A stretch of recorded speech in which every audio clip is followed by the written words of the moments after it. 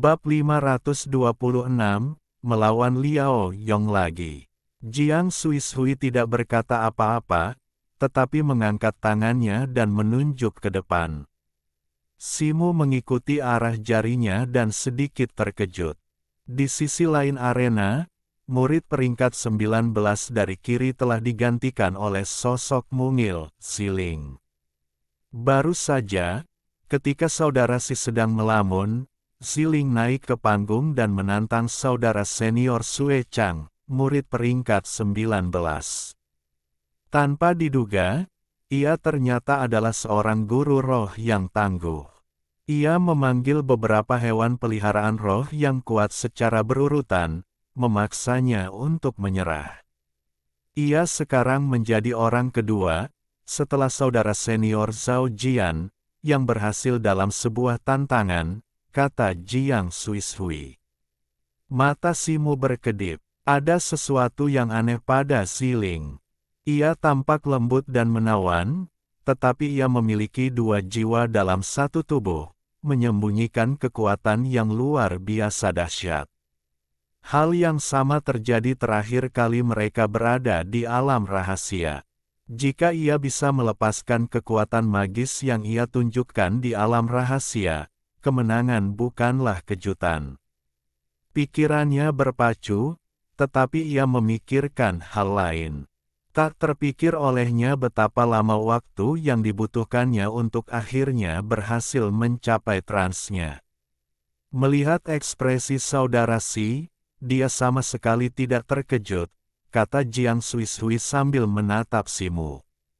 Tidak, aku juga cukup terkejut. Aku tidak menyangka Nona Ziling begitu kuat, Simu tertawa. Haha, sebenarnya, mereka yang bisa memasuki tanah suci Qinglan bukanlah orang yang tidak kompeten. Mereka yang berhasil mencapai babak kedua kompetisi bahkan lebih hebat. Hanya saja selalu ada orang yang lebih baik darimu, kata Jiang Xuishui. Petik 2, Nona Jiang benar, Simu mengangguk. Saat keduanya berbicara, suara gemuruh keras datang dari arena. Cahaya merah menyilaukan menyala, dan sesosok tubuh terlempar. Sosok itu menghantam keras tirai cahaya cian di dekat arena dan meluncur turun dengan lembut. Sosok itu adalah seorang pria kekar berambut merah, kini tak sadarkan diri. Simu mengangkat sebelah alisnya. Ia memiliki sedikit kesan tentang pria berambut merah ini. Ia adalah salah satu dari 10 penantang teratas kali ini, namun ia dikalahkan dengan sangat menyedihkan. Ouyang He gagal dalam tantangan ini. Pemenangnya adalah Kun Peng, pemuda beralis merah itu mengumumkan hasilnya dengan ekspresi datar. Kau terlalu melebih-lebihkan dirimu sendiri. Di atas panggung, seorang pemuda berwajah muram dan bermulut tajam mendengus jijik, lalu berbalik dan terbang kembali ke panggung seberang. Keriuhan diskusi meletus di arena, tetapi para penantang di atas panggung saling berpandangan, dan untuk sesaat, tak seorang pun melangkah maju untuk menantang. Nona Jiang, apa kau benar-benar tidak akan mencobanya? Tanya Simu, menatap Jiang Xuishui. Tidak perlu. Aku punya sedikit kesadaran diri. Murid-murid terbaik ini luar biasa kuat. Bahkan jika aku menantang mereka, harapanku tipis. Jika aku berlatih 10 tahun lagi, mungkin aku masih punya harapan. Jiang Xuishui menggelengkan kepalanya dengan tenang. Simu mengangguk dan berkata, kalau begitu, aku akan naik dan mencoba keberuntunganku. Setelah itu, ia menggerakkan bibirnya sedikit, menggumamkan sesuatu, lalu, dengan satu jentikan tubuhnya, ia melompat ke atas panggung. Arena yang tadinya ramai tiba-tiba hening, dan mata semua orang tertuju pada Simu di atas panggung. Aku Simu, menantang Liao Yong, nomor 37, kata Simu tenang. Orang ini ternyata mengikuti jejak saudara Zhao dan menantang murid senior tingkat tinggi. Apa dia hanya impulsif? Hehe, kita akan bersenang-senang. Orang ini tampak asing. Sepertinya dia murid baru, kan? Saudara Liao Yong sudah mencapai tingkat ketiga sihir yin-yangnya. Para pemula ini benar-benar tidak tahu diri. Begitu kata-kata ini terucap, riuh. Rendah diskusi meletus dari arena, dan banyak yang bahkan mencibir. Lagi pula, selain Zhao Jian dan Ziling, murid-murid lainnya menantang murid senior di atas peringkat 50. Simu adalah orang ketiga yang menantang seseorang di 50 besar. Jiang Suishui menatap Simu, tatapan aneh terpancar di mata indahnya. Di sisi murid senior, Ziling menatap Simu dengan senyum lebar. Di antara para murid senior, Liao Yong, peringkat 37, raut wajah garang terpancar di wajahnya, dan busur listrik hitam putih muncul di sekujur tubuhnya. Ia tiba-tiba menghilang, lalu muncul kembali di arena sesaat kemudian. Pelarian petir. Semua orang di bawah ring mengalihkan pandangan mereka ke arah Liao Yong, banyak yang berseru takjub. Simu menatap Liao Yong, yang berdiri 3 meter jauhnya, ekspresinya tenang, tanpa riak dalam suaranya. Menantangku, luar biasa, kita akan menyelesaikan skor kita kali ini. Liao Yong mencibir, Simu tersenyum, tetapi tetap diam. Tak jauh dari ring, tubuh Malong gemetar saat ia berbalik dan menuju area perjudian. Apa situ baru saja mengirimimu pesan? Tanya Cair dari bahu Malong. Ya, Malong mengangguk. Di meja judi, tantangan Simu kepada Liao Yong telah dimulai. Peluang Simu cukup tinggi, dimulai dari 50 sampai 1, sementara Liao Yong 40 sampai 1. Orang-orang ini sangat picik. Cair mendengus. Malong mengeluarkan tas kain pemberian Simu. Matanya berkedip mendengar kata-kata Cair. Sesaat kemudian, ia menggertakkan gigi, melambaikan tangan, dan mengeluarkan tas lain dari cincin penyimpanannya. 100 batu roh kelas atas. Bertaruh pada Simu untuk menang. Malong menggoyangkan 2 tas kain, dan hujan batu roh kelas atas berjatuhan ke meja judi. Tas pemberian Simu berisi 60 batu roh kelas atas, dan 40 sisanya merupakan seluruh tabungan Malong. Mereka yang berada di dekat meja judi tersentak kaget. Meskipun ada banyak penjudi di sini, kebanyakan hanya bertaruh 3 atau 5 batu roh kelas atas sekaligus. Jarang melihat seseorang bertaruh 100 sekaligus. Di belakang meja, Duan Muguang menatap Malong dalam-dalam, lalu menyingkirkan batu-batu roh itu. Ia kemudian mengeluarkan tongkat giok putih dan menyerahkannya kepada Malong. Malong mengambilnya dan berbalik ke arah cincin, dengan ekspresi gentar di wajahnya. Di atas cincin, Simu dan Liao Yong sudah memulai pertarungan mereka. Liao Yong segera memanggil kabut hitam putih yang luas dalam radius 3 meter. Dari kabut ini, sambaran petir hitam putih, masing-masing setebal lengan, melesat keluar, menyambar Simu secara langsung. Setiap sambaran petir berkilau dengan kecemerlangan dan kekuatan yang luar biasa, jauh melampaui kekuatan yang sebelumnya dilepaskannya di luar gua es.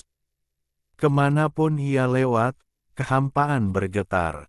Simu bergerak dengan kelincahan yang luar biasa, menghindari dan meliuk-liuk di antara sambaran petir hitam putih.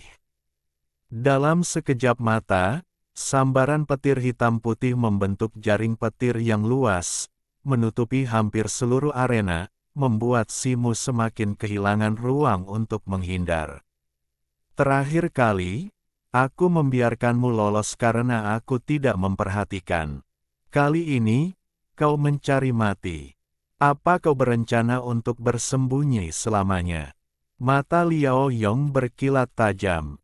Simu menghindari beberapa sambaran petir hitam putih dengan sekejap, tetapi kemudian guntur bergemuruh keras di sekelilingnya saat jaring petir hitam putih dengan cepat mencarinya. Cahaya merah tua memancar darinya, dan sosok kera merah di belakangnya muncul. Ia membuka mulutnya dan melepaskan awan api murni yang besar, api sejati primordial, yang bertabrakan dengan jaring petir hitam putih. Ledakan, kehampaan bergetar hebat, dan serangkaian dentuman gemuruh bergema. Jaring petir hitam putih itu jelas lebih kuat daripada awan api merah tua, tetapi betapapun menyambarnya, ia tak mampu menghancurkan awan api yang dibentuk oleh api sejat. Primordial. Bagaimana mungkin? Wajah Liao Yong dipenuhi rasa tak percaya. Simu mencibir. Meskipun petir hitam putih itu kuat, ia juga tercemar oleh energi gelap, yang menciptakan petir hitam putih yang aneh ini.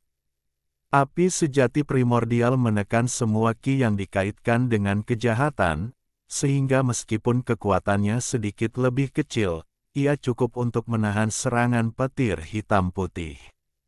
Ia sebelumnya menemukan metode ini setelah pertemuannya dengan orang ini di salju, dan sekarang, setelah mengujinya, metode itu berhasil seperti yang ia harapkan. Cahaya merah tua memancar dari tubuhnya, dan seluruh tubuhnya diselimuti api merah tua. Saat berikutnya, tubuhnya berubah menjadi cahaya merah, dan ia menyatu dengan api sejati primordial. Awan api merah tua itu tiba-tiba bersinar terang, lalu tiba-tiba meledak. Sebuah robekan merobek jaring petir hitam putih, dan pilar api merah melesat keluar, melesat ke arah Liao Yong dan menyambar di depannya. Sebuah siluet berkelebat di tengah kobaran api, dan Simu muncul di udara, dengan tongkat hitam panjang di tangannya. Fire Escape. Wajah Liao Yong berubah. Gosok cover. Lengan Simu berkelebat, dan tongkat hitam di tangannya bersinar terang. Dalam sekejap, tongkat itu berubah menjadi gada hitam tebal, menghantam Liao Yong lebih dulu. Wajah Liao Yong berubah drastis. Ia merasakan energi vital langit dan bumi bergejolak di sekelilingnya. Udara seakan langsung berubah menjadi gelombang di lautan. Bahkan ruang di sekitarnya, bersama dengan gada hitam itu, mendesak ke arahnya. Kekuatan yang terkandung dalam gada itu beberapa kali lebih besar daripada teknik tongkat yang ia gunakan hari itu di pintu masuk gua es. Bagaimana mungkin? Liao Yong meraung dalam hati, dan kilat menyambar dari tubuhnya. Ia memuntahkan seteguk darah, yang kemudian menyatu dengan kilat itu. Semburan darah muncul dari kilat hitam putih itu, dan sesaat kemudian, sosoknya menghilang tanpa jejak. Simu mencibir, matanya tiba-tiba berkilat keemasan saat ia dengan cepat mengamati sekeliling. Tatapannya tajam, dan dengan jentikan lengannya yang tiba-tiba, tongkat hitam itu tiba-tiba berubah arah, berubah dari serangan ke bawah menjadi serangan horizontal, menghantam ruang kosong di sebelah kirinya. Kekuatannya tak berkurang. Kilatan petir menyambar di udara di sebelah kirinya, dan Liao Yong muncul. Saat ia muncul, sebuah tongkat hitam berada di depannya. Tanpa sempat bereaksi, tongkat itu menghantam Liao Yong dengan bunyi gedebuk yang keras. Pelindung Liao Yong runtuh, dan ia langsung terpental seperti orang-orangan sawah, menghantam keras penghalang Qian di sisi arena. Ia terpental dan mendarat dengan keras, darah mengucur dari mulutnya. Kau menyembunyikan kekuatanmu terakhir kali, kata Liao Yong dengan susah payah, sambil bangkit berdiri. Simu berguling kembali ke tanah, menatap Liao Yong tanpa menjawab. Terakhir kali ia bertarung di luar gua es, ia belum benar-benar menunjukkan kekuatannya yang sebenarnya. Lagi pula, pertama-tama ia menahan dingin yang membekukan di dalam, lalu terlibat dalam pertempuran sengit dengan laba-laba es surgawi, yang telah menguras ki internalnya secara drastis. Terlebih lagi, ia enggan menggunakan keahlian mendalamnya, yang memaksanya untuk melarikan diri. Dengan sekejap tubuhnya, ia melesat ke arah Liao Yong, tongkat hitam di tangannya memancarkan lapisan api merah, aura yang ganas. Kalau begitu, jangan salahkan aku, Liao, karena bersikap kasar. Kilatan tekad melintas di mata Liao Yong. Dengan lambaian tangannya, gelombang energi melonjak di depannya, dan 7 pisau terbang berwarna merah darah muncul dari udara tipis, membentuk garis. Bilah-bilahnya memancarkan cahaya berdarah yang menakutkan. Ia menggumamkan sesuatu pada dirinya sendiri, dan tangannya dengan cepat mengetuk 7 kali. 7 pisau berwarna merah darah itu berkilau, dan sesaat kemudian, mereka menusuk tubuhnya, pergelang. Antangan, perut bagian bawah, dan ketiaknya, hingga gagangnya lenyap. Bab 527, meningkatnya ketenaran. Saat pisau terbang ketujuh melesat dan menusuk tubuh Liao Yong, wajahnya yang setengah hitam dan setengah putih berubah bentuk, tubuhnya terangkat dan membengkak dengan suara gemeretak yang menggetarkan gigi. Dengan desiran, 2 sayap, 1 hitam dan 1 putih, muncul dari belakangnya. Bersamaan dengan itu, kilat hitam dan putih menyambar dari tubuhnya, dan aliran kilat merah darah muncul, menyatu dengan kilat hitam dan putih. 3 warna kilat saling bertautan dan berkelap-kelip, sebuah petir yang berkobar dan bergelora langsung menelan tubuh Liao Yong. Ia menyatu menjadi seekor burung petir raksasa, setinggi lebih dari 3 meter, menyerupai binatang petir kuno yang legendaris, Thunder Fang. Namun, tubuh Thunder Fang ini sebagian berwarna merah darah, dengan 1 sayap hitam dan 1 sayap putih. Saat ia terbentuk, ia mengeluarkan teriakan melengking dan menukik ke arah Simu. Prosesnya, meskipun rumit, hanya berlangsung sesaat. Liao Yong berubah menjadi seekor burung rok guntur raksasa, dengan 2 cakar petir raksasa, 1 hitam dan 1 putih, menebas dengan ganas ke arah Simu yang mendekat. Di udara, pupil Simu mengecil, tetapi ekspresinya tetap tenang. Cahaya keemasan memancar dari tubuhnya, dan sisik-sisik emas menutupi seluruh tubuhnya. Dalam sekejap, transformasi totemnya pun sempurna. Tongkat Ruyi di tangannya bersinar terang kembali, dan lengannya menari-nari liar, memenuhi langit dengan bayangan hitam dan merah. Ular spiritual muncul dari gua mereka. Kera memanjat batu, elang menutupi langit, burung-burung yang lelah kembali. Bayangan hitam raksasa, dilalap api merah tua, muncul di sekitar Simu. Dalam sekejap, ia melepaskan 4 dari 8 jurus pertama 18 tongkat Tongtian. Pada saat itu, Ki Simu mengalir 3 atau 4 kali lebih cepat dari biasanya, namun ia sama sekali tidak merasakan sakit, melainkan merasakan gelombang energi yang intens dan menggembirakan. 4 jurus tongkat maut menyatu menjadi awan hitam besar yang diselimuti api merah tua, terdiri dari bayangan tongkat hitam yang tak terhitung jumlahnya. Awan itu bertabrakan dengan burung Thunder Fang raksasa berwarna hitam, putih, dan merah. Dengan raungan yang menggelegar dan mengguncang bumi, gelombang dahsyat meletus di udara. Aliran energi berputar liar ke segala arah, sementara pusaran badai warna-warni melesat ke langit. Seluruh arena, beserta tirai cahaya biru yang menyelimutinya, bergetar.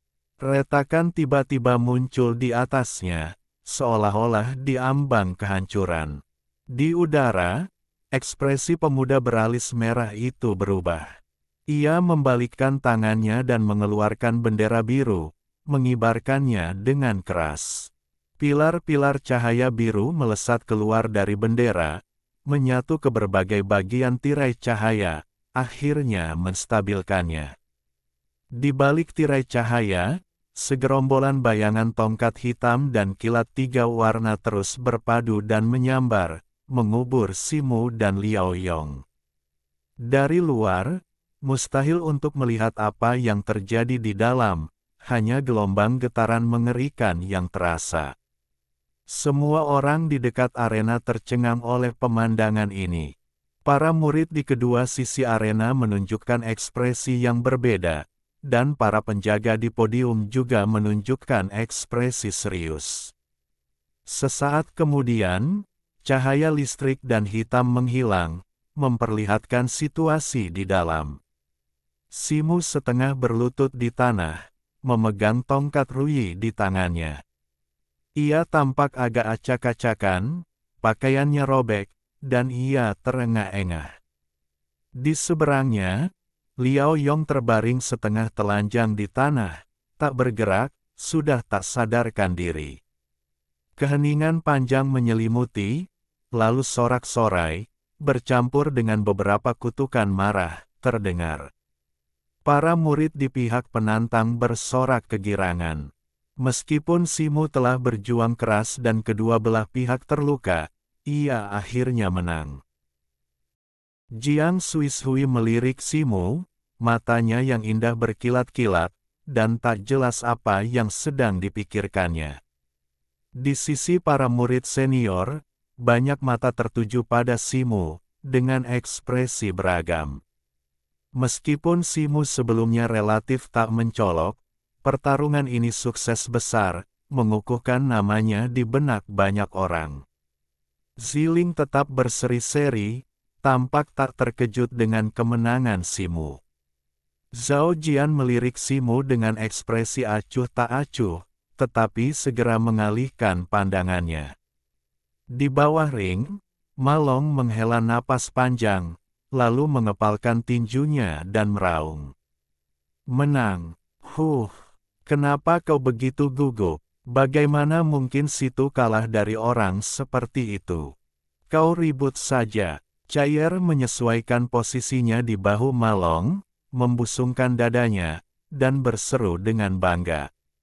Simu telah berhasil menantang Liao Yong. Dari atas ring, pemuda beralis merah itu melesat turun, mengamati Liao Yong, lalu berdiri untuk mengumumkan hasilnya. Simu bergoyang 2 kali, nyaris tak bisa berdiri, membungkuk kepada pemuda alis merah, lalu perlahan berjalan ke panggung di sisi lain arena, tempat Liao Yong berdiri.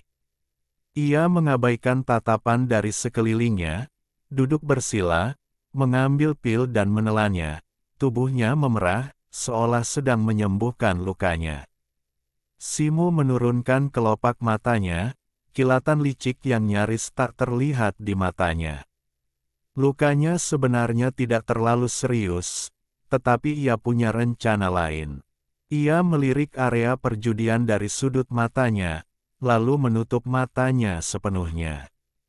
Di area perjudian, terdengar desahan dan umpatan. Namun, ada beberapa orang dengan ekspresi bahagia.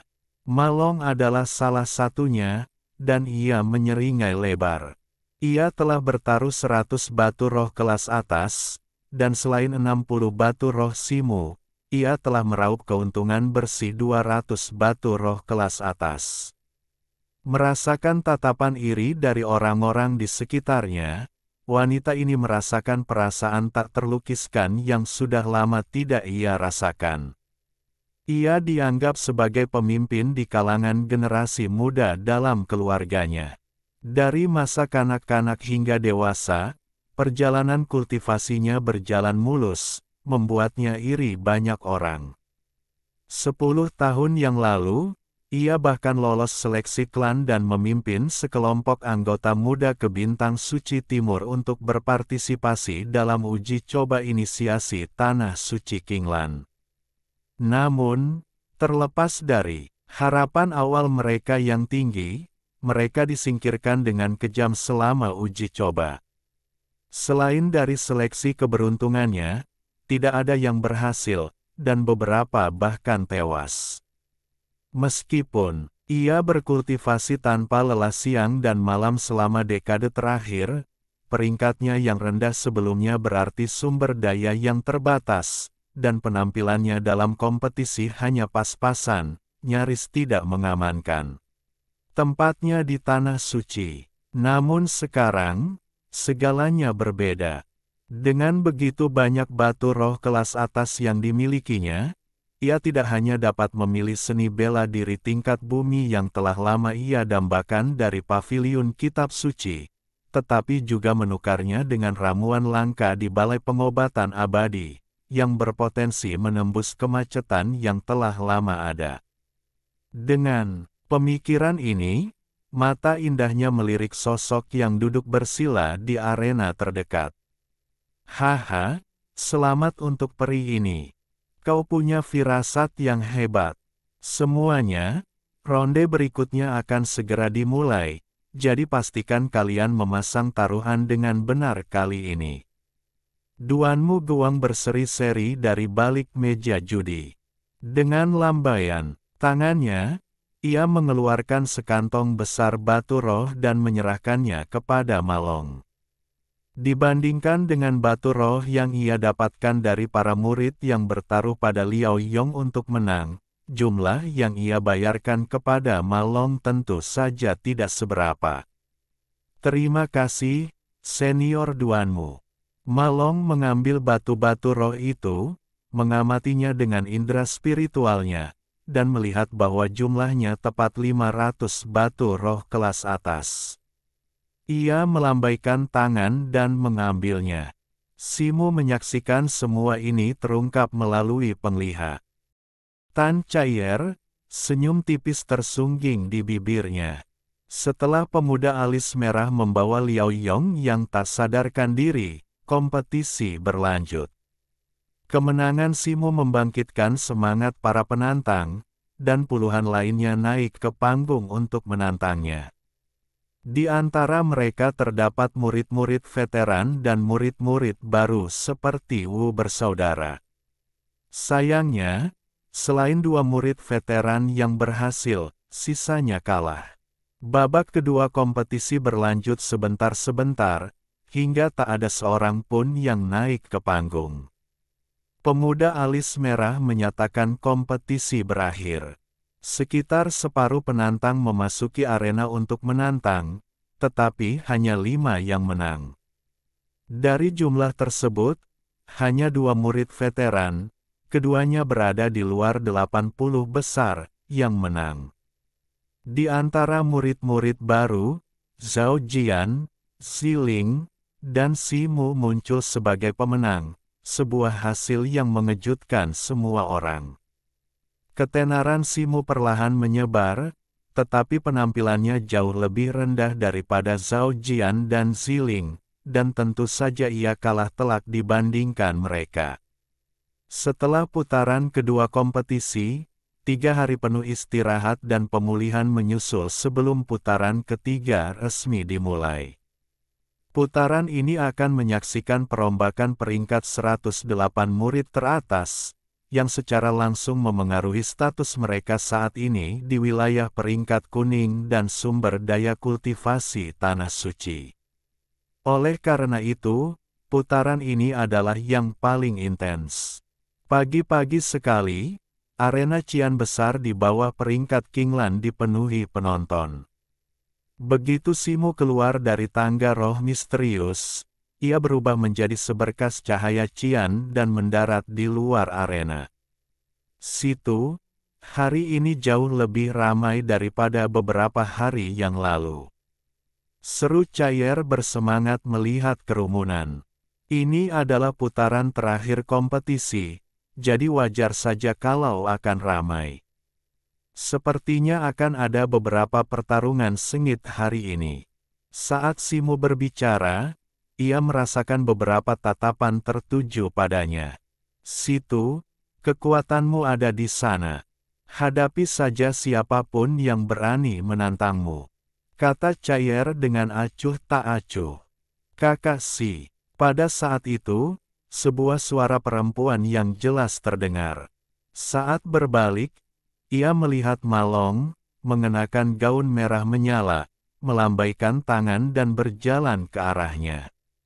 Nona Ma, Anda di sini, kata Simu. Saudara Si, batu roh yang Anda peroleh beberapa hari yang lalu masih bersama saya.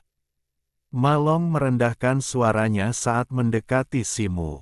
Namun sebelum ia sempat menyelesaikan kata-katanya, Simu memotongnya dengan lambaian tangan. Tidak apa-apa, Anda ambil saja dulu. Saya mungkin harus merepotkan Nona Ma lagi hari ini, kata Simu sambil tersenyum lembut. Saudari Ma, apa yang Anda dan saudara Si bisikkan? Sebelum Malong sempat menjawab, ia mendengar suara renyah di sampingnya. Ia berbalik dan melihat Ziling berjalan ke arah mereka dengan tangan di belakang punggung, senyum di wajahnya. Apa yang perlu dibisikkan? Saya hanya bertanya kepada saudara Si apakah dia melihat Anda, kata Malong dengan suara rendah, wajahnya sedikit memerah. Saya ingin tahu bagaimana persiapan Nona Ziling. Apakah dia sudah memutuskan tantangan? Tanya Simu. Kalau aku belum memutuskan apakah akan menantang yang lain. Tapi apa rencanamu, kakak Si? Apa kau tidak ingin masuk 10 besar? Hadiah untuk 10 besar cukup besar. Ziling menatap Simu dengan mata terbelalak dan bertanya balik. Bab 528 berpura-pura. Haha, Nona Si, kau terlalu menyanjungku. Aku hanya berharap aku tidak terdepak dari 50 besar, kata Simu. Ziling tersenyum tipis mendengarnya, tetapi tidak berkata apa-apa lagi. Pada saat itu, tiba-tiba terdengar suara gemuruh dari langit, dan puluhan cahaya terang tiba-tiba terbang dari kejauhan, mendarat di panggung batu biru. Cahaya itu meredup, memperlihatkan 3 penjaga yang sebelumnya muncul, tetapi di samping mereka ada 2 lagi. Kemudian, pemuda beralis merah muncul kembali di depan panggung, melihat sekeliling, dan mengumumkan dengan lantang. Waktunya untuk babak kualifikasi ketiga telah tiba. Semua murid terbaik, segera naik ke panggung. Dengan itu, tirai cahaya cian tiba-tiba menyala di sisi kiri arena, menandai area terbuka. Cair, kuserahkan padamu, kata Simu kepada Malong. Kakak Si, fokus saja pada kompetisi. Aku akan urus sisanya, kata Malong pelan sambil mengangguk. Kali ini, Cair tanpa ragu, melompat dari bahu Simu dan mendarat di bahu Malong. Simu dan Ziling bertukar pandang, lalu melompat ke udara bersama, terbang ke sisi kiri arena bersama yang lain. Di samping mereka, sosok-sosok turun satu demi satu, berbaris dari kiri ke kanan sesuai urutan peringkat. Simu berdiri di posisi ke-37. Di sebelah kirinya adalah seorang pria kekar dari klan iblis ekor buaya, dan di sebelah kanannya adalah seorang wanita menggerahkan dengan rambut dan kulit merah. Aku tidak akan menjelaskan lebih lanjut tentang aturan ronde ini. Kalian hanya punya satu kesempatan, jadi buatlah keputusan kalian sendiri. Satu pengingat terakhir, satu orang boleh menerima maksimal 3 tantangan yang tidak berurutan. Apakah kalian mengerti? Tanya pemuda beralis merah itu. Ya, jawab semua orang serempak. Baiklah, aku nyatakan tantangan peringkat resmi dibuka, seru pemuda beralis merah itu. Begitu dia selesai berbicara, keributan meletus di sisi kanan barisan murid-murid peringkat atas. Berbeda dengan keheningan di awal ronde kedua, beberapa sosok kini bergegas keluar dari barisan secara bersamaan. Murid Chen Zemu, peringkat 69, ingin belajar sedikit dari saudara muda Si, peringkat 37. Seorang pemuda ramping dengan kulit berurat kayu bergegas keluar dari barisan dan membungkuk kepada pemuda beralis merah itu. Begitu ia mengatakan ini, wajah orang-orang yang keluar bersamanya menunjukkan penyesalan. Mereka menghela napas beberapa kali dan mundur satu demi satu. Ayo mulai, ayo mulai. Begitu seseorang di atas panggung memberi tantangan, Duan Muguang segera memulai permainan judi di meja judi tak jauh dari sana, dan dengan desir sedetik, orang-orang berkumpul. Simu berjalan ke tengah ring di bawah tatapan semua orang dan berdiri di hadapan murid tua bernama Chen Zemu. Ia menatap tajam, mengamati orang di depannya, lalu sedikit lengkungan muncul di sudut mulutnya. Di depan meja judi, Ma Long mengalihkan pandangannya dari ring dan menatap meja judi. Cepat pasang taruhan kalian. Chen Zemu melawan Simu. Chen Zemu 3 lawan 1, Simu 1 lawan 4. Bertaruhlah, bertaruhlah.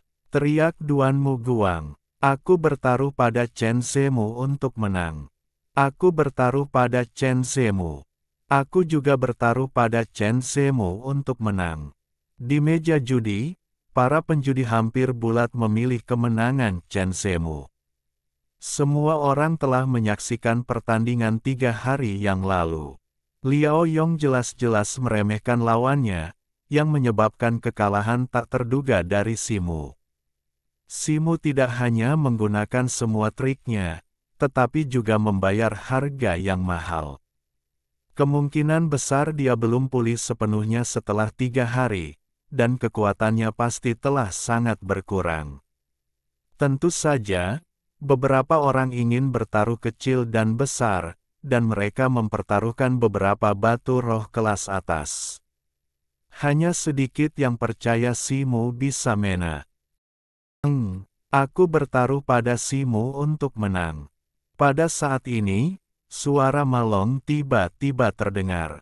Setelah itu, ia meletakkan sekantong besar batu roh berkualitas tinggi di atas meja judi.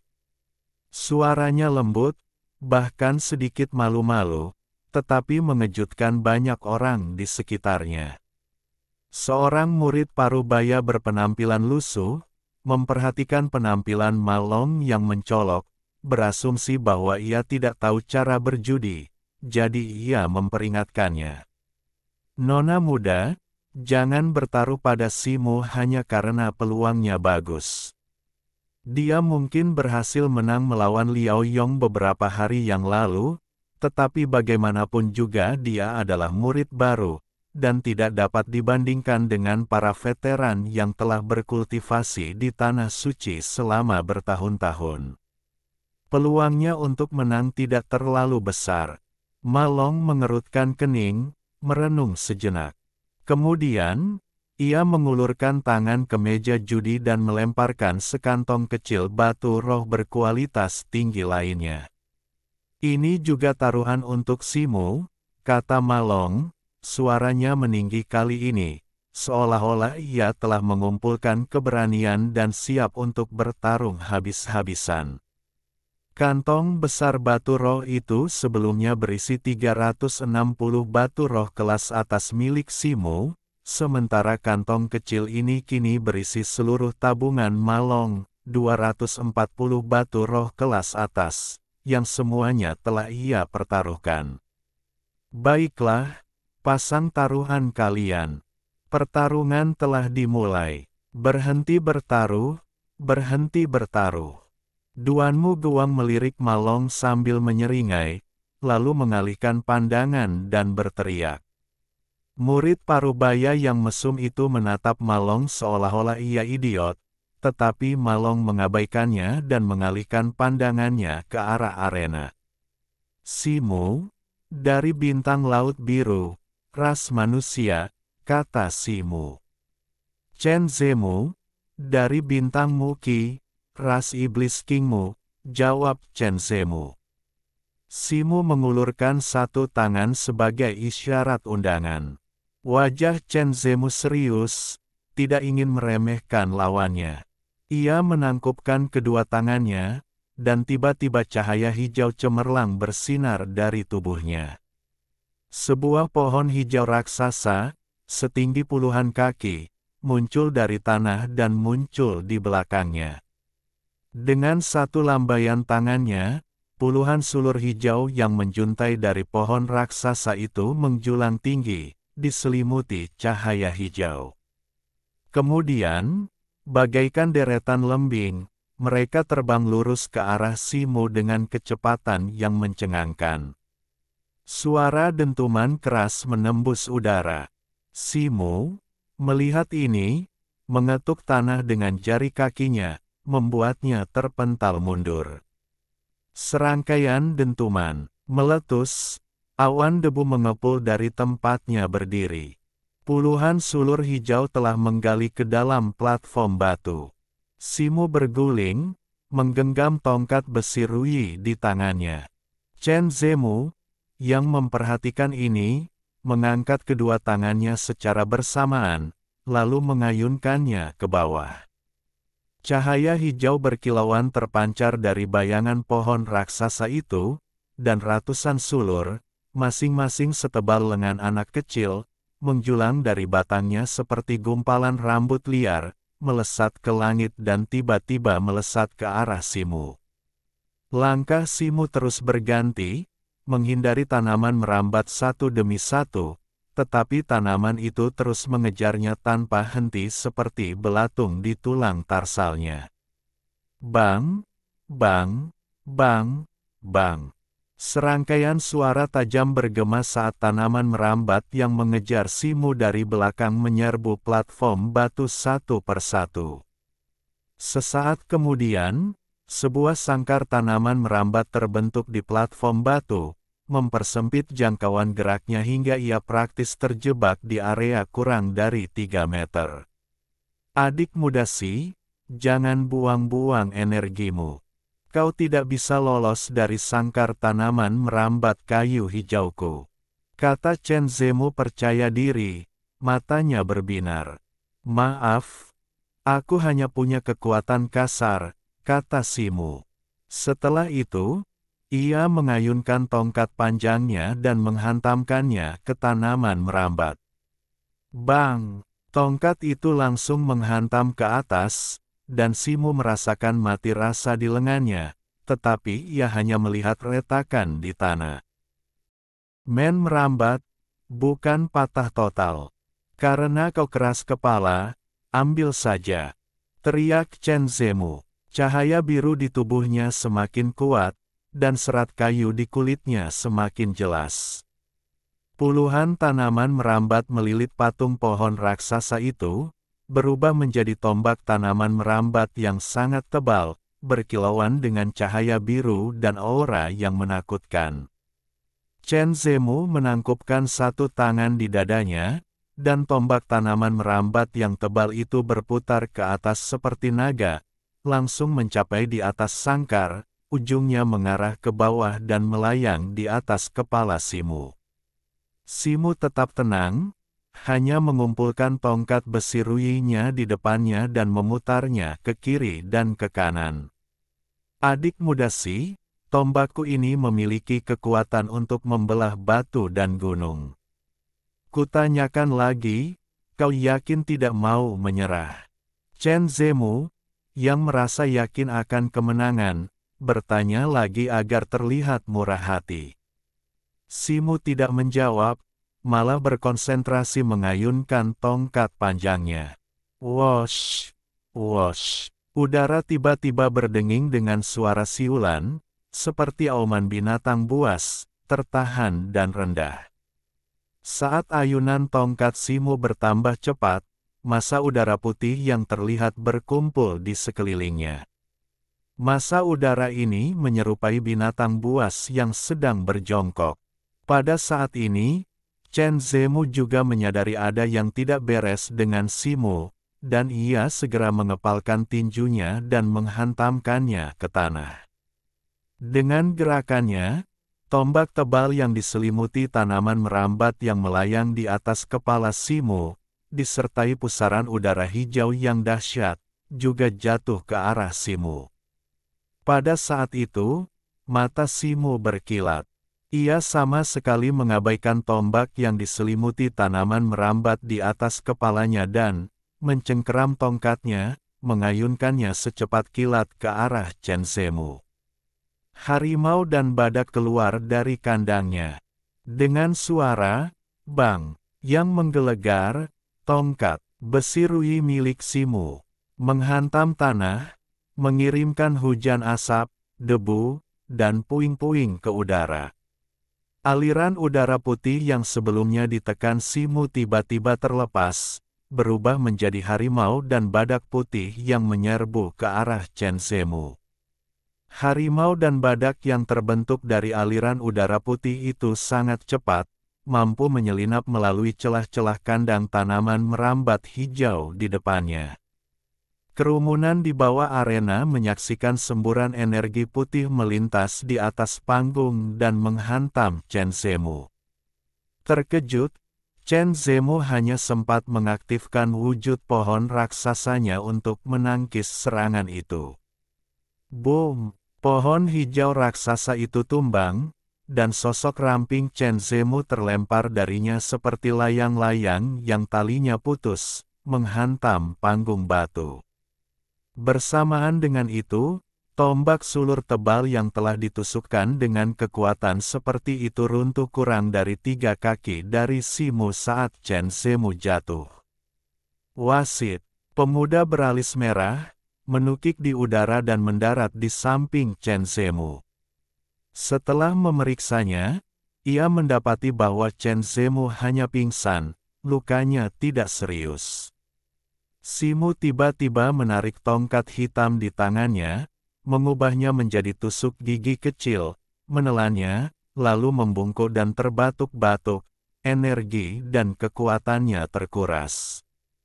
Kemudian, dengan napas lega, ia perlahan berjalan kembali ke barisan murid senior. Jika Chair ada di sini saat ini, ia pasti akan menertawakan kemenangan Simu yang dipaksakan. Tetapi bagi orang luar, sepertinya Simu benar-benar telah berusaha sekuat tenaga untuk menggunakan jurus, harimau dan badak keluar dari kandang, dan ketika Chen Zemu mengendurkan kewaspadaannya, ia memanfaatkan situasi dan nyaris mengalahkan lawannya. Bahkan banyak orang di sekitar ring yang mencemooh dengan nada meremehkan. Bab 529, Petunjuk. Simu menang, Chen Zemu kalah, pemuda beralis merah itu langsung mengumumkan. Keributan meletus di bawah arena, dan di meja judi, kegemparan pun pecah. Banyak dari mereka yang bertaruh pada Chen Zemu tampak bingung, mendesah dan meratap, menyesali pilihan mereka. Pria mesum yang telah meratapi taruhannya melawan Ma Long kehilangan segalanya. Melihat Ma Long mengantongi segenggam batu roh kelas atas, ia merasakan setitik penyesalan, raut wajah ingin menangis tetapi tak kuasa. Chair dengan cepat melompat dari bahu kiri Ma Long ke kanan, lalu kembali lagi, matanya hampir berbinar saat menatap batu-batu roh yang penuh. Taruhan Ma Long telah membuat batu roh kelas atas Simu melonjak hingga 1.800, keuntungan yang signifikan baginya. Melihat lebih dari 1.000 batu roh kelas atas di tasnya, ia merasakan gelombang kegembiraan. Melihat ekspresi Chair, Wanita itu tersenyum tipis, mengeluarkan batu roh berkualitas tinggi dari tasnya, dan menyerahkannya kepada Chair. Wow, Saudari Ma, kau memang paling cantik. Chair, setelah melihat ini, segera memasukkannya ke dalam mulutnya, mendongakkan kepalanya, dan menelan batu itu dalam beberapa tegukan. Ia bersendawa, dan matanya tiba-tiba berbinar. Pemandangan ini tentu saja membuat orang-orang tercengang. Ini adalah batu roh berkualitas tinggi, dan memberikannya kepada hewan peliharaan roh seperti itu sungguh membuang-buang bakat. Chair, kau manis sekali. Aku akan memberimu satu lagi. Ma Long, menikmati perasaan menghabiskan uang dengan boros, sedikit melengkungkan bibirnya, melemparkan batu roh lain kepada Chair, lalu mulai mengirim telegram kepada Simu. Saudara Si, peluangmu di babak sebelumnya adalah 1:4, jadi kau sudah mendapatkan hampir 2000 batu roh. Terima kasih, Simu mengirim telegram. Meskipun suaranya tenang seperti biasa, hatinya dipenuhi kegembiraan. Sejumlah besar batu roh berkualitas tinggi itu tak diragukan lagi merupakan harta karun, cukup untuk ditukar dengan hampir 2000 poin Xuanling, cukup untuk menghabiskannya dengan mewah di Tanah Suci selama 10 tahun ke depan. Sementara itu, permukaan arena telah dipoles ulang, dan Chen Zemu telah dibawa pergi untuk perawatan. Pemuda alis merah melirik kerumunan dan berkata, "Adakah yang ingin menantang?" Hening sejenak sebelum seorang pria berjanggut besar bertanduk muncul dari suatu tempat di barisan dan berjalan ke tengah arena. Murid Huodun, peringkat 51, ingin menantang saudara muda Lu, peringkat 49, kata pria berjanggut itu. Hanya berjarak satu orang darinya, seorang pria kurus, pucat, dan tampan berpakaian hijau melangkah maju. Setelah keduanya bertukar nama dan ras sesuai protokol, mereka masing-masing menggunakan wujud dharma mereka untuk bertarung. Wujud dharma pria berjanggut itu adalah banteng api berbaju zirah merah setinggi lebih dari 3 kaki. Napasnya memancarkan aliran api yang berkobar, aura yang tangguh. Wujud pria tampan itu adalah rubah hijau berekor 6, tingginya hampir tidak sampai 30 cm. Setiap ekornya bersinar dengan cahaya ilahi, tampak sangat lincah. Keduanya bertukar pukulan selama beberapa ronde, satu keras, yang lain lunak. Akhirnya, pria tampan itu muncul sebagai pemenang. Menggunakan kekuatan berputar dan mengikat dari 6 ekornya, ia melelahkan pria berjanggut itu hingga kelelahan. Kemudian, melepaskan serangan gabungan dari ke-6 ekornya, ia menyapunya ke tanah di bawah arena. Setelah memenangkan ronde ini, jeda itu tidak berlangsung lama. Bahkan sebelum penonton pulih dari pertempuran sebelumnya, pertempuran baru telah dimulai. Di sebelah kanan Simu, seorang wanita menggerahkan dengan kulit kemerahan muncul dari barisan, menggoyangkan pinggangnya. Ia mengambil tempatnya di tengah ring, berbalik, menunjuk pelan ke arah Ziling, dan berseru, "Murid Surou, peringkat 38, menantang Suster Junior Ziling, peringkat 19. Setelah mengucapkan kata-kata ini, perhatian semua orang teralih pada sosok mungil itu. Sosok mungil itu adalah Ziling. Ia tak menunjukkan tanda-tanda terkejut, masih berseri-seri saat melangkah keluar dari barisan dan berdiri di hadapan Surou. "Surou, dari planet sisik merah, suku iblis ikan," kata wanita berkulit merah tua itu dengan senyum menawan. "Ziling, dari planet Dulin, ras manusia," kata Ziling. "Saudari Ziling, Jangan salahkan aku karena mengganggumu. Simu hanya satu tingkat di atasku, dan kalaupun dia menang, pertandingannya akan sangat membosankan. Dan murid-murid lama itu semuanya payah, hanya kau yang bisa mengalahkanku. Jangan khawatir, aku akan bersikap lembut, kata Surou lembut, sambil menutup mulutnya dengan tawa kecil. Setiap senyumnya memancarkan pesona alami, dan bahkan gadis muda seperti Ziling pun tak kuasa menahan rona merah di pipinya. Kaksu, kau terlalu sopan. Silakan bergerak, kata Ziling dengan senyum menawan. Baiklah, Kak, hati-hati. Saat Surou berbicara, cahaya merah tua tiba-tiba bersinar, dan sosok koi bersisik merah, lebih dari 1 meter panjangnya, muncul di belakangnya. Senyum Ziling memudar, cahaya ungu berkilauan, berputar-putar di sekelilingnya. Ia menyilangkan tangan di depan dada, membentuk posisi bertahan. Surou dengan lembut melambaikan tangan rampingnya ke depan, dan koi bersisik merah di belakangnya berkilauan dengan cahaya, terbelah menjadi 2 bayangan merah yang identik. Begitu kedua bayangan itu muncul, mereka berenang naik turun, melewati Surou dan menyerbu ke arah Ziling, meninggalkan 2 jejak merah tua di udara. Ziling menangkupkan kedua telapak tangannya yang bersilang, lalu memisahkannya. Kilatan cahaya ungu bersinar, dan sebilah pedang pendek yang berkilauan dengan energi ungu muncul di tangannya. Menggenggam pedang itu dengan satu tangan, ia tiba-tiba mengayunkannya ke depan.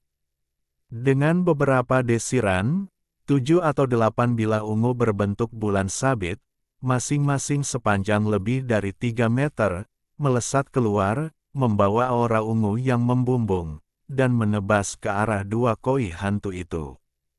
Namun, kedua koi hantu itu tidak menghindar, malah berbenturan langsung dengan bilah ungu itu. Dengan serangkaian suara, embusan lembut, kedua koi merah hantu itu tiba-tiba hancur di bawah serangan bilah ungu itu. Ziling tampak terkejut dengan kerentanan koi itu dan sedikit tertegun. Wajah Surou menunjukkan sedikit kepanikan. Tepat saat bilah ungu itu menyerang, ia menghindarinya dengan gerakan cepat, nyaris menghindarinya. Bang! Bilah-bilah ungu itu langsung membelah tanah tempatnya berdiri, membuat puing-puing beterbangan. Surou melambaikan lengan bajunya untuk menangkis batu dan berjinjit. Tepat ketika Ziling hendak mengaktifkan mantra sihirnya dan melancarkan serangan lain, sesuatu yang tak terduga terjadi. Gelombang aneh tiba-tiba beriak di bawah kakinya. Melihat ke bawah, ia melihat lingkaran riak merah muncul dari kakinya. Kemudian, dengan suara, seekor hantu koi merah, yang panjangnya lebih dari 3 meter, tiba-tiba muncul dari tengah, menghempaskan Ziling ke udara. Sebelum Ziling sempat menenangkan diri, ia melihat lingkaran riak merah di udara. Seekor ikan koi merah hantu lainnya menjulurkan separuh kepalanya, membuka mulutnya, dan tiba-tiba menyemburkan seberkas cahaya merah setebal ember ke arahnya. Dengan suara "bang" yang menggelegar, tubuh Ziling yang tertimpa cahaya merah itu jatuh terbanting ke tanah. Kedua ikan koi hantu itu berenang naik turun, menyemburkan seberkas cahaya merah ke arah tengah. Untuk sesaat, arena itu berkobar dengan cahaya merah, asap, dan debu. Di sekitar arena, pandangan semua orang kabur, tak mampu melihat apa yang terjadi di dalam. Namun, penampilan Ziling yang menawan mengun. Dan rasa iba yang langka bagi banyak orang. Aku khawatir gadis kecil ini dalam masalah. Surou mungkin terlihat lembut dan halus, tetapi metodenya sungguh kejam. Sayangnya, dia hanyalah pendatang baru. Dibandingkan dengan murid-murid veteran itu, dia masih sedikit kurang berpengalaman. Simo menatap debu yang mengepul dari arena dengan tenang. Haha, Suster Surou benar-benar orang yang keras kepala. Pada saat itu, tawa keperakan Ziling tiba-tiba terdengar dari cahaya merah debu, mengejutkan para penonton. Seketika, lingkaran cahaya ungu mengembang darinya dengan kecepatan yang mencengangkan. Kedua hantu koi itu meleleh dan lenyap begitu saja. Debu pun menghilang, dan Ziling muncul. Simo menatap mata kuning Ziling, sedikit menyipit. Dengan suara yang hanya terdengar oleh dirinya sendiri, ia bergumam. "Si he." Kilatan cahaya ungu menyelimuti Ziling, dan gelombang kekuatan yang luar biasa memancar, meniup debu di sekitarnya. Para penonton dapat melihat siluet bulan purnama ungu yang jelas di belakang kepala Ziling. Penyihir bulan purnama, haha, cukup menarik. Surou awalnya terkejut, lalu terkekeh. Di podium, peri teratai menatap Ziling yang berada di atas cincin, alisnya sedikit berkerut saat ia berbisik. Satu tubuh, dua jiwa. Di atas cincin, tubuh Ziling melayang santai di udara, tangannya terjalin di depannya, membentuk beberapa mantra rumit. Bulan purnama di belakang kepalanya tiba-tiba menghilang, berubah menjadi sinar bulan ungu yang tak terhitung jumlahnya yang menyatu ke ujung jarinya. Kemudian, dengan satu jari menunjuk ke depan, sebuah panah cahaya ungu, setebal lengan, melesat keluar, tepat mengenai dada Surou. Kemanapun panah ungu itu lewat, ruang di sekitarnya terpelintir dan terdistorsi. Kekuatan sobek yang kuat membentuk pusaran ungu di sekitar panah, menelan puing-puing di tanah. Mata Surou berkilat serius saat ia segera menarik tangannya. Dua ikan koi merah muncul dari patung Dharma di belakangnya, satu di kiri dan satu di kanan, melesat menuju pusaran cahaya. Namun, saat kedua ikan merah itu mendekati pusaran, mereka tiba-tiba membeku. Kemudian, terkoyak oleh kekuatan dahsyat itu, mereka menyusut menjadi cahaya merah samar dan tertelan dalam sekejap mata. Surou terkejut melihat pemandangan ini dan mulai mencubit tangannya dengan cepat di depan dadanya. Tiba-tiba, patung Dharma ikan merah di belakangnya bersinar terang, mulutnya yang besar terbuka, dan cahaya merah pekat, sepadat substansi, menyembur keluar darinya, bertemu dengan anak panah ungu. Sebuah ledakan keras terdengar. Cahaya merah di udara tiba-tiba pecah berkeping-keping, dan pusaran yang mengelilingi anak panah cahaya ungu pun menghilang. Anak panah itu, yang dulu setebal lengan anak-anak, menyusut beberapa kali lipat, menjadi seukuran ibu jari. Namun, anak panah cahaya setebal ibu jari itu terus bergerak maju tanpa melambat. Dengan suara mendesing, pedang itu menembus bahu Surou dan langsung menembus punggungnya, meninggalkan jejak darah yang panjang. Tubuh Surou terkulai, dan ia setengah berlutut di tanah, wajahnya pucat pasi. Kerumunan di sekitar arena menyaksikan situasi berubah dalam sekejap, tak mampu bereaksi sejenak, bahkan lupa berteriak. Simo melirik sekeliling dan melihat Ziling perlahan turun dari udara. Pada saat itu, suara Malong tiba-tiba bergema di benaknya. "Kakak Si, aku tadi berada di dekat meja judi dan melihat kakak senior yang mengobrol denganmu. Kurasa namanya Zhao Chenlei." "Oh, Zhao Chenlei, kan? Apa yang terjadi padanya?" tanya Simo, mengangkat alis. "Kudengar dia sepertinya mengumpulkan sekelompok orang dan meminta mereka bertaruh padamu untuk kalah. Sebaiknya kau berhati-hati," kata Malong. Bab 530, Api Sejati Menekan Kejahatan. Aku mengerti. Jika nanti ada yang menantangmu, kau boleh terus mempertaruhkan batu roh bagianku, jawab Simu. Semua. Baiklah, aku mengerti, jawab Malong. Sesaat kemudian, suara pemuda alis merah terdengar lagi dari atas arena. Para murid, apakah ada yang menantang? Begitu kata-kata itu terucap, para pemuda jangkung dan kurus dengan telinga runcing dan garis-garis hitam di wajah mereka tiba-tiba muncul dari barisan, mendarat di tengah arena. Mereka mengumumkan dengan lantang, murid Taituo, peringkat ke-43, meminta petunjuk dari murid Si, peringkat ke-37. Mendengar ini, Simu dengan tenang melangkah keluar dari barisan dan mendekati pemuda jangkung dan kurus itu, hatinya berdebar kencang.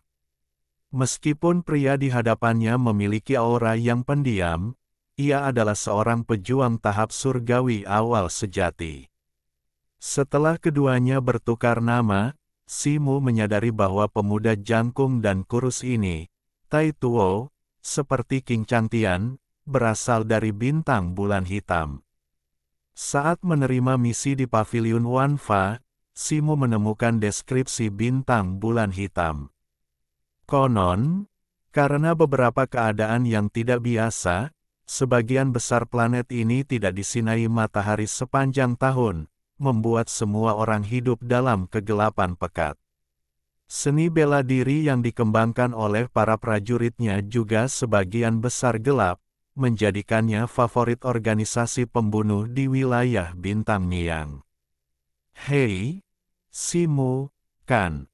Kudengar kau, murid baru, tidak begitu mengerti aturannya, kata Taituo, mengangkat alis dengan suara rendah. Aturan apa yang kau maksud? Tanya Simu. Kau bertanya meskipun kau tahu jawabannya. Membayar utang itu wajar. Dengan mencampuri urusan orang lain dan menyusahkan mereka, apakah kau menganggap itu pelanggaran aturan? Tanya Taituo. Oh, lalu apa yang kau inginkan? Tanya Simu. Tentu saja, aku diminta untuk mengajarimu aturannya, kata Taituo. Sudah selesai? Tanya Simu sambil tersenyum santai. Mencari kematian. Taituo mencibir, menggenggam tangannya di udara. Dua belati berbentuk naga muncul di telapak tangannya. Bersamaan dengan itu, garis-garis gelap di wajahnya berkilat, dan lapisan cahaya hijau muncul di tubuhnya. Simu memfokuskan pandangannya dan melihat bayangan naga hijau tua samar merayap di dalam cahaya hijau ini. Ia menggenggam erat tongkat besi ruyi di tangannya, cahaya merah redup mengelilinginya, dan menatap gerakan pria itu, tanpa bergerak. Teknik naga tersembunyi. Taituo melangkah maju, dan kedua belati itu memancarkan cahaya hijau, lalu tiba-tiba melesat ke depan. Bayangan naga hijau tua di tubuhnya tiba-tiba terbelah dua, menyembur keluar dari lengannya, meliuk ke atas, dan meledak dari ujung kedua belati berbentuk naga itu. Ah! Kedua bayangan naga hijau tua itu melolong dan berputar, lalu menyerbu ke arah Simu. Mata Simu menyipit, lengannya terayun, dan ia dengan cepat mengayunkan tongkat panjang di tangannya, menciptakan pusaran putih di udara, setebal kendi air. Ia tiba-tiba menarik tongkatnya, melangkah maju, dan menusukkannya ke depan. Ular spiritual muncul. Dengan teriakan pelan dari Simu, tornado putih yang berputar-putar meletus dari ujung tongkat bagaikan naga putih, bertabrakan langsung dengan dua bayangan naga biru tua. Bang! Sebuah ledakan keras bergema, dan tornado serta bayangan naga hancur hampir bersamaan. Cahaya biru putih yang cemerlang meletus, dan asap serta debu menyebar, langsung memenuhi seluruh arena. Wosh! Sebuah sosok berapi-api melesat keluar dari asap dan debu, melesat ke arah Tai Tuo dengan kecepatan yang mencengangkan. Melihat ini, sosok Tai Tuo kabur, dan ia mundur, meninggalkan jejak bayangan. Namun, yang mengejutkannya, kecepatannya yang dibanggakan terbukti tak sebanding dengan sosok bayangan itu, dan ia dengan cepat tersalip. Gunung Tai runtuh. Di dalam bayangan sosok itu, sayap api Simu mengepak dengan ganas, dan dengan ayunan tongkat besi Ruyi di tangannya, segumpal bayangan padat muncul bagaikan gunung, menghantam kepala Tai Tuo. Tak mampu menghindar, Tai Tuo tiba-tiba menyilangkan belati berbentuk naganya dan menusukkannya ke atas. Teknik naga bangkit. Dua bayangan naga hijau tua terjalin dan menjulang, bertemu dengan bayangan-bayangan yang bagaikan gunung. Klang! Suara dentuman logam yang menggema-menggema. Tai Tuo seakan menangkap bayangan-bayangan yang berjatuhan itu dengan sepasang belati berbentuk naganya, tetapi tanah di bawah kakinya hancur berkeping-keping, dan tubuhnya jatuh dengan kecepatan yang terlihat. Adik muda Si, sungguh kekuatan yang dahsyat. Tai Tuo tiba-tiba mengangkat kepalanya dan tertawa aneh. Tatapan Simu melesat ke depan, menyadari bahwa mata Tai Tuo kini merah padam, seluruh wajahnya terukir garis-garis gelap.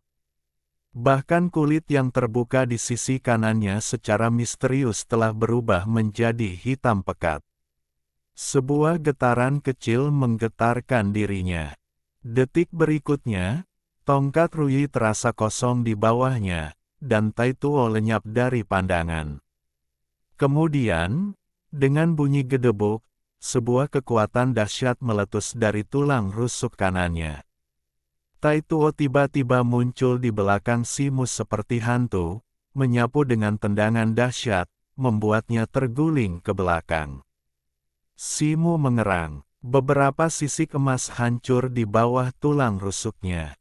Ia terhuyung di udara, nyaris tak mampu menahan jatuhnya.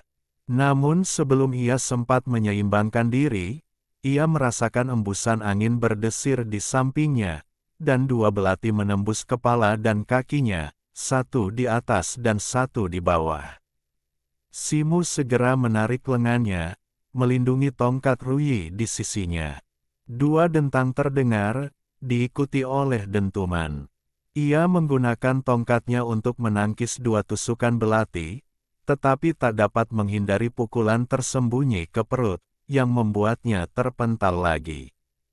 Kali ini, momentumnya terlalu kuat, dan ia langsung jatuh ke lantai ring. Di dekat meja judi, Zhao Chenlei berdiri berdampingan dengan dua pria dan seorang wanita. Tatapan mereka tertuju pada ring. Saudara Zhao, Anda mengatakan bahwa Tai Tuo sudah menjadi salah satu dari 10 pembunuh bayaran teratas di Aula Jiwa Hitam saat itu. Benarkah? Tanya seorang pria jangkung berkulit gelap. Petik 2. Tentu saja benar. Dari yang kudengar, jika dia tidak melarikan diri dari musuh-musuhnya, dia mungkin tidak akan bergabung dengan tanah suci kita. Sebelum Zhao Chenlei sempat berbicara, seorang pemuda lain, memegang kipas lipat, berbicara dengan santai. Simu akan menghadapi masa sulit kali ini. Terima kasih kepada saudara Zhao karena telah memberitahu kita sebelumnya. Kata satu-satunya wanita di antara ketiganya. Ya, terima kasih, saudara Zhao. Dua lainnya mengangguk setuju. Jangan terlalu sopan, semuanya. Saya hanya teman Tai Tuo. Lagi pula, kebahagiaan lebih baik dibagi daripada sendirian. Zhao Chenlei berkata dengan senyum tipis, tangannya di belakang punggung. Tidak jauh dari sana, Ma Long, dengan punggung membelakangi mereka bertiga, menatap ke arah arena dengan ekspresi agak ragu, tangannya menggenggam erat sekantong batu roh yang sedikit menggembung. Di atas ring, Simu terbanting ke tanah oleh pukulan lain. Begitu mendarat, ia melompat berdiri dan melihat sekeliling, tetapi tidak menemukan Tai Tuo. Matanya berkilat keemasan, sisik emasnya hancur dan berdarah, wajahnya pucat pasi. Meskipun ia mengaktifkan penglihatan spiritualnya, ia hanya bisa melihat sosok hitam samar melesat ke sana kemari, berganti posisi dengan kecepatan yang terlalu cepat untuk dipahami oleh mata telanjang. Parahnya, ia bahkan tidak bisa melihat lintasan lengkapnya, hanya bisa menangkap sedikit pun pergerakan bayangan itu. Ia hampir tidak bisa merasakan sedikit pun jejak keberadaannya, dan serangan bertubi. Tubinya gagal dan malah membuatnya rentan, membiarkan lawannya mengeksploitasi posisinya. Untungnya, setelah menyempurnakan teknik transformasinya, kekuatan fisiknya jauh melampaui rekan-rekannya. Dan dengan perlindungan sisik emasnya, meskipun energi dan zenki-nya terkuras habis, ia terhindar dari cedera fatal. Pada saat itu, bayangan itu tiba-tiba goyah dan melesat ke arahnya. Tatapan Simu terpaku, dan tiba-tiba ia mengayunkan tongkat Rui-nya ke samping tanpa sepatah kata pun. Karena tak mampu melacak pergerakan lawan, ia hanya menggunakan ketenangannya untuk mengendalikan serangan lawan. Lagi pula, setelah menahan begitu banyak serangan, ia perlahan-lahan menguasai pola serangan lawan. Melihat ini, bayangan itu tiba-tiba mundur sebelum mencapai tongkat Rui, berubah menjadi sosok hitam buram lagi, melayang tak jauh dari Simu. Dalam 10 tarikan napas, bayangan yang berubah dari Tai Tuo melancarkan beberapa serangan lagi, masing-masing lebih kuat dan lebih licik daripada sebelumnya, tetapi Simu selalu mengantisipasi dan menangkalnya dengan berbagai teknik ayunan dan tongkat. Tiba-tiba, Simu menyadari bahwa pergerakan bayangan itu melambat secara signifikan. Matanya, dengan kilatan keemasan yang tajam, memperlihatkan bahwa Tai Tuo sedang memegangi dadanya dengan satu tangan, tangan lainnya memegang belati. Ia tampak menahan rasa sakit, gerakannya melambat drastis. Pikiran Simu tergerak, dan dengan tarian sayap api di belakangnya, ia tiba-tiba menyerbu ke depan Tai Tuo, mengayunkan tongkat panjangnya dan memukul kepalanya. Saat itu, secercah kemenangan terpancar di wajah Tai Tuo. Tangan kanannya, yang mencengkeram dadanya, tiba-tiba terangkat, dan ia bergumam. Teknik naga bayangan. Tiba-tiba, sebuah bayangan di depannya terlepas dari tanah, berubah menjadi puluhan naga hitam. Mereka meliuk-liuk di sepanjang kaki Simu, mengikatnya di pinggang. Terkejut, Simu mengepakkan sayap apinya, mencoba terbang, tetapi naga-naga hitam itu mengikat tubuh bagian bawahnya dengan erat, mencegahnya melarikan diri. Hehe, bersiaplah untuk mati.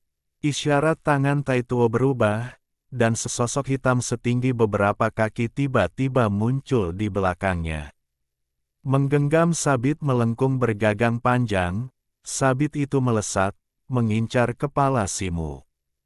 Pada saat ini, api di belakang Simu tiba-tiba berkobar, dan kedua sayapnya yang berapi-api lenyap, digantikan oleh wujud kera merah raksasa yang dilalap api. Saat wujudnya terbentuk, ia tiba-tiba membuka mulutnya, menyemburkan aliran api putih yang hampir murni ke arah sosok hitam itu. Api kekacauan primordial. Melihat api itu, Tai Tuo menjerit pelan dan menghentikan serangannya. Ketakutan, ia menghindar dan mundur. Sosoknya lenyap di tengah penerbangan, bersama sosok hitam di belakangnya. Simu bersuka cita, dan dengan gerakan tangannya, api kekacauan primordial berputar kembali, membuat naga-naga hitam yang telah mengikatnya berhamburan sambil meraung-raung hanya dengan sentuhan sekecil apapun. Setelah melepaskan diri dari belenggu, ia mengangkat tongkat besi Ruyi di tangannya. Gambar Dharma kera merah di belakangnya membuka mulutnya dan menyemburkan aliran api primordial ke arah tongkat itu. Dengan suara mendesing, api putih yang hampir murni mendarat di tongkat Ruyi dan tiba-tiba melingkarinya, menyelimuti seluruh tongkat itu.